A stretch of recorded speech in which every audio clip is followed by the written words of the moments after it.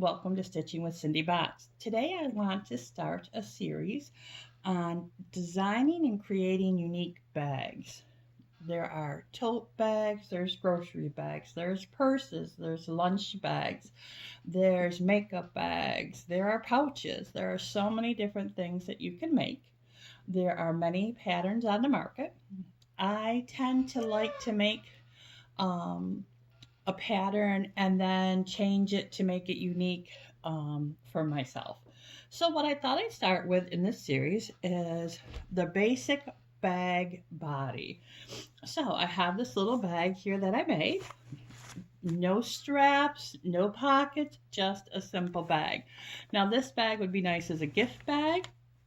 You could put a gift in it and just kind of gather up the top and tie a ribbon around it. It'd be a nice gift bag. You could put a wine bottle in there. Lots of different things that you could use this bag for.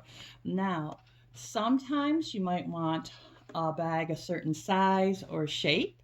That's the first thing to consider when you're making your bag is, do you want a small, do you want a medium, do you want a large, do you want an extra large bag? And you can think about styles, whether you want it to be open at the top, open at the side, duffel bag style, a box type bag, a tote. There are so many things to consider, but today I thought we'd just start by talking about the body of the bag. So now you can also, if you aren't sure what size bag you want, you can use a bag that you have that you do like to be your pattern. So let's say you're not sure dimensions, you want something that you kind of know how it's going to turn out at the end. You can take a bag that you already have, such as a lunch bag, just a little brown paper lunch bag. You can use a brown grocery bag. You can use a gift bag that you like. You can measure the dimensions of a favorite tote bag to get your dimensions. So here I've used the paper bag and I have just cut it open. I've unfolded the bottom so that I have the right size for how deep the bottom is. And this is the pattern that I used. Again, you can create your own squares. You can do rectangle bags, coming up with your own numbers, your own sizes, or you can cheat by using the dimensions of a bag you already have so that you know what your finished product's gonna be. So this, again, was made using that lunch bag pattern. Okay, so let's talk about making the body of the bag. Now you can use just a regular, hi turtle, you can use a regular, come on honey, you can use a regular fabric cotton weight from the store. You can use a canvas weight, just changing the type of needle you use and making sure that you have a nice heavy duty machine. You can use a canvas weight, and then you need to decide about your interfacing. Now this is a lined bag. You don't have to line it. If you're using especially like a canvas or a denim, you may not want to bind it. You might just want to fold over the edge and do a top stitching so that you don't have the raw edge at the top. So depending on the weight of your material will probably determine whether you want to use interfacing or not. Now for this one, I actually used some leftover flannel for the inside, but there's lightweight interfacing, there's very heavyweight interfacing, there is fusible interfacing, which means you can iron it right down and it'll stay in place for you.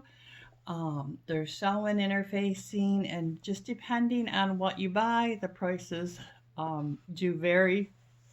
Typically, the fusible iron in place is more expensive than the sew-in.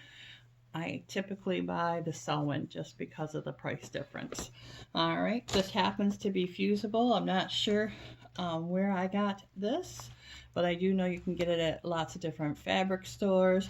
You can get it at Walmart. You can get it on Amazon. So this is just a very lightweight that I put on mine. So to start with, I have two fabrics because I do want a lined bag. And I have this rectangle shape. And let's just lay the pattern on here so you can see that that's the dimensions. There are the dimensions of the bag. Now, this is the outside, and this is the inside lining. Now, you can also, if you want to, make the bottom a different color. On that, I sewed right here on the bottom of my outside fabric, just in a border, just a nice wide piece down at the end here of my fabric. Now today I am still recording with my phone, and I have it in a stand, and it's like only the second time I've used the stand, so please bear with me as I learn some technology. I don't want to have a big investment in cameras and things like that, but we're trying to get there.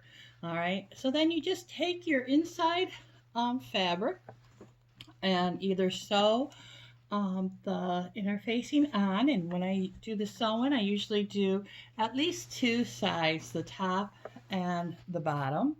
Sometimes I go around the whole project of the interfacing on the lining.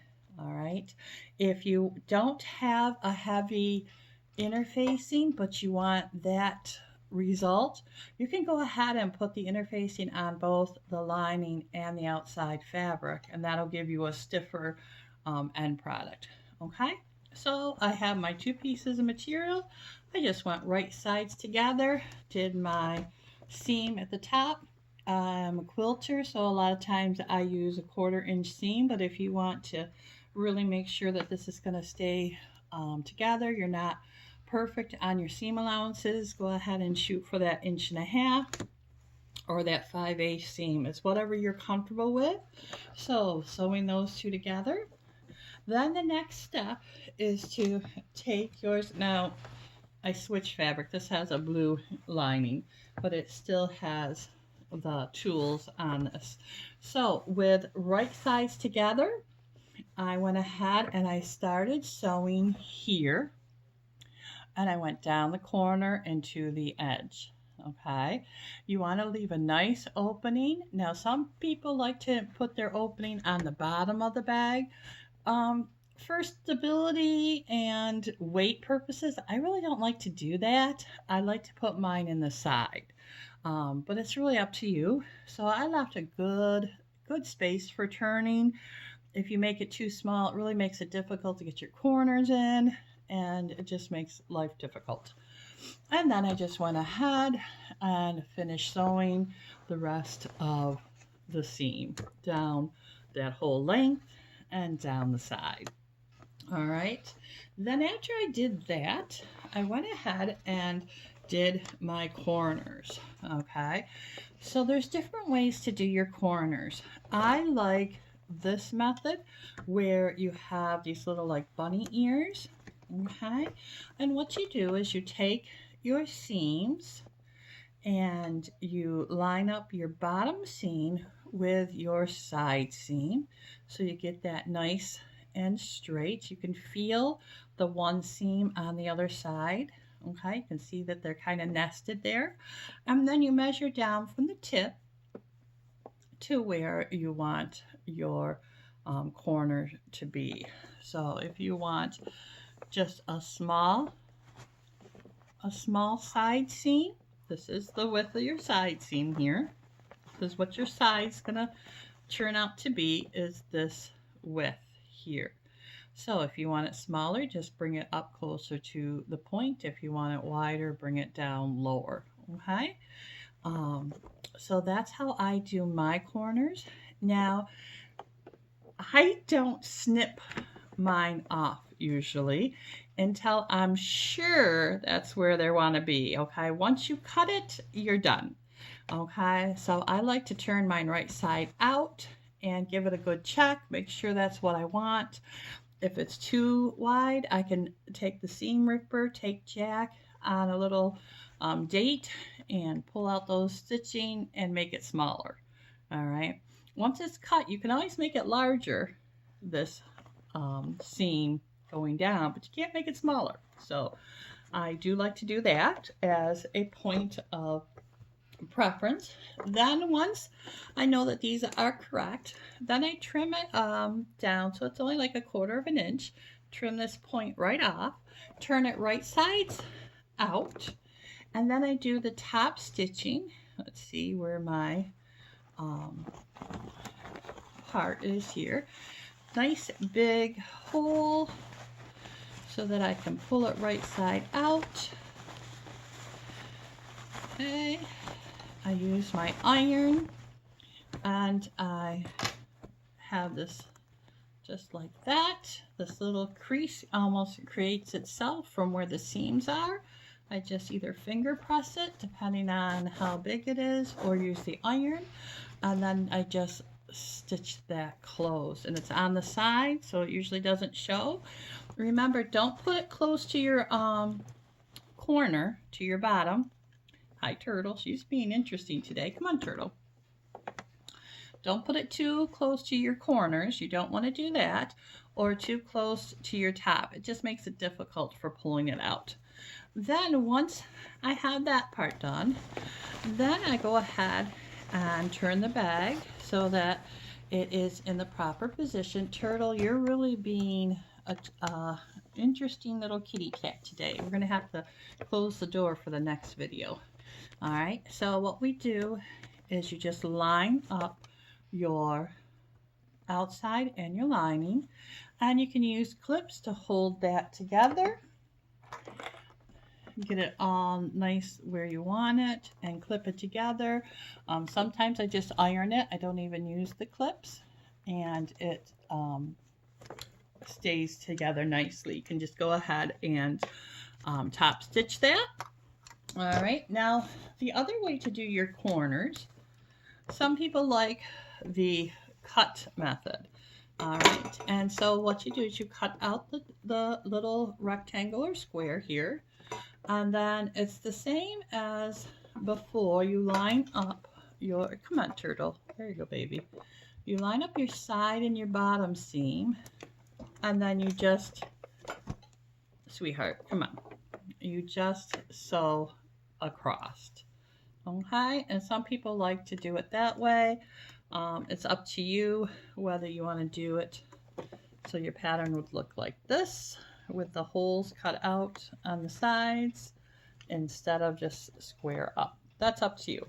Okay, so I hope you like this tutorial on making the body of a bag, and here's my top stitching, and I hope you come back for the next part of the series. We're going to be talking in different videos about the straps and handles, about pockets and closures, and the outer design. There's some different things that you can do besides just using one fabric, and we're going to talk about different types of bags too. So I hope you come back. If you would like to like and subscribe, tell your friends. I sure would appreciate it. But look for that next video in the series, and that's going to be talking about straps and handles, and we're later going to talk, like I said, like about the pockets and stuff like that. So please come back and join me again. I appreciate it. You have a great day. Bye now.